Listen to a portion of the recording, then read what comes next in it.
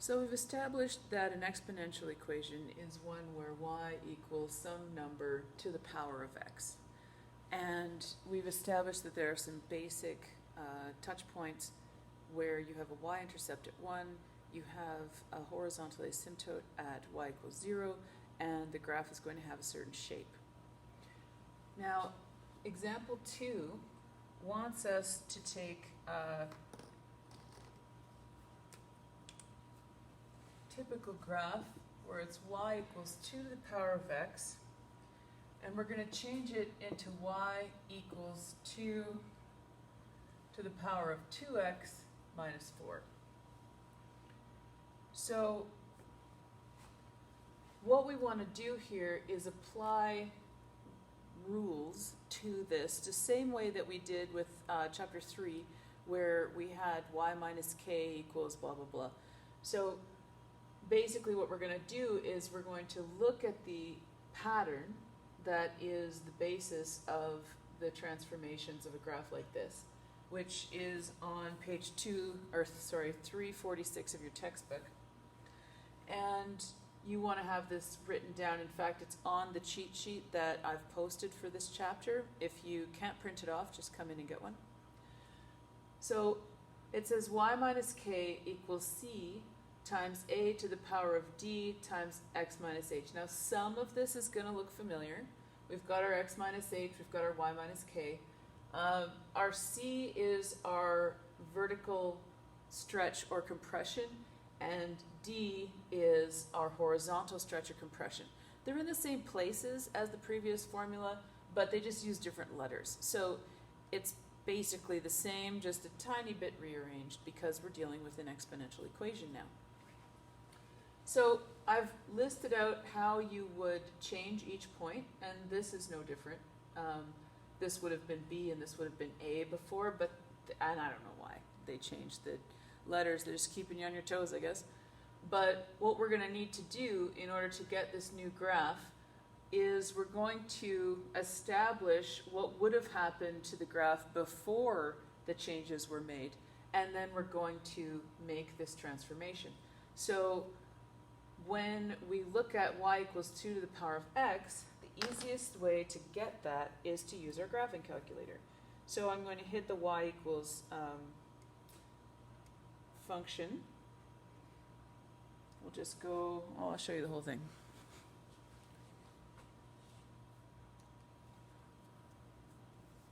All right, we're in our usual screen here.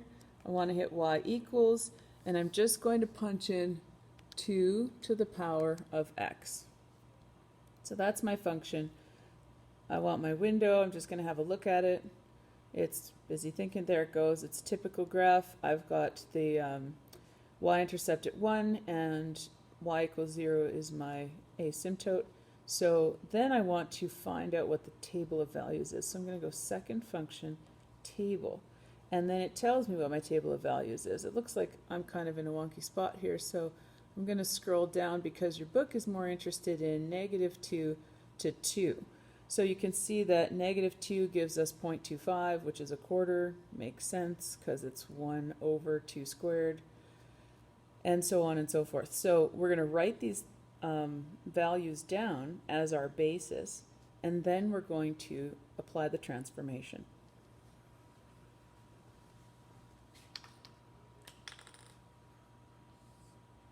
Just use a table for this, x and y.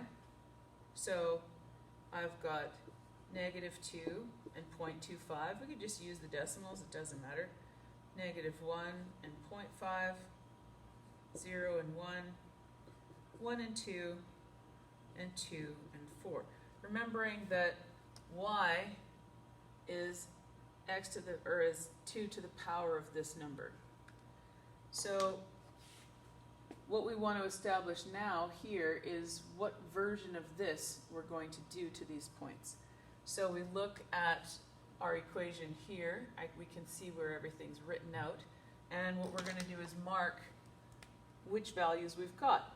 If we don't have them all, we don't care. 1 suffices for the ones that we don't have. We can just ignore them. But what we do have is we have a 2 multiplied by the x, so that's going to be my d. I don't have an h, so that's fine. And then I have this negative 4. Whoops, maybe I should use a different color. The negative 4 doesn't fit this pattern, but it doesn't fit this pattern either. So what we have to ask ourselves is, how could we turn that around or move it or somehow to accommodate for that? And what we would do is just move it to the other side. So we would have y plus 4 equals 2 to the power of 2x. And now we know that we have d and we have k. So I guess I should, oh dear, I used purple. That's not cool. Anyway, so I have d equals 2. I have k equals negative 4 because this is supposed to be y minus and that's plus, so I have to switch the sign. And therefore, I'm going to write in, I'm going to have to go x over d to get my new point.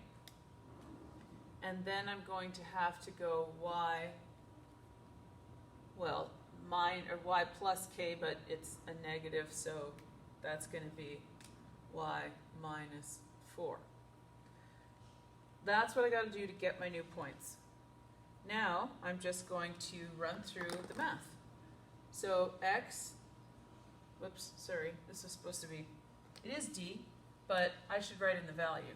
Now I know what to do. So negative 2 divided by 2 gets me negative 1. 0.25 minus 4 gets me negative 3.75. Negative 1 divided by 2 gets me negative 1/2, or negative 0.5. 0.5 minus 4 gets me negative 3.5. And so on, I go down the list. 0 divided by 2 is just 0. 1 minus 4 is negative 3. And 1 divided by 2 is 0.5. 2 minus 4 is negative 2. And my final one, 2 divided by 2 is 1. 4 minus 4 is 0. So if I want to graph that, I can sketch out my graph and plot these points. So I have negative 1, negative 3.75. Now, on your graphing paper, you're going to do this nice and tidy with the little 0.75s and stuff. Or if you really want, you can use your graphing calculator to do this and then sketch it, but that's kind of, seems like extra work. So I'm going to write in my negative 1 and negative 3.5. I'm just going to rough this in. So negative 1 would be here, negative 3.75 would be there, negative 1/2, negative 3.5, 0, negative 3, so these are coming up a little faster now, 0.5 and negative 2. Mine's too rough to see the actual pattern very well, but if you use actual graph, you'll get a better result. Now, if you wanted to follow just the pattern, what we see here is that it crosses at negative 3. So this would be negative 3 here, and it goes to negative 3.5, negative 3.75, and we know that normally it would cross at 1 and then go out to an asymptote before it hit the 0, so that's a space of 1. We don't have any vertical compression or stretch here, so we know that this point is going to go out like this before it hits negative 4. So that's how we can use the general shape of the graph. We haven't moved it side to side. We know that this point is the same as the original point would have been, so we know that we can use that same shape. And then it moves up through these points and keeps going upwards. Now remember that it's just a rough sketch, so you can throw in more points if you want a more detailed diagram, but for the most part what we're interested in is where is this asymptote and where is this anchor point. After that, we should be able to follow with just a basic sketch of the graph.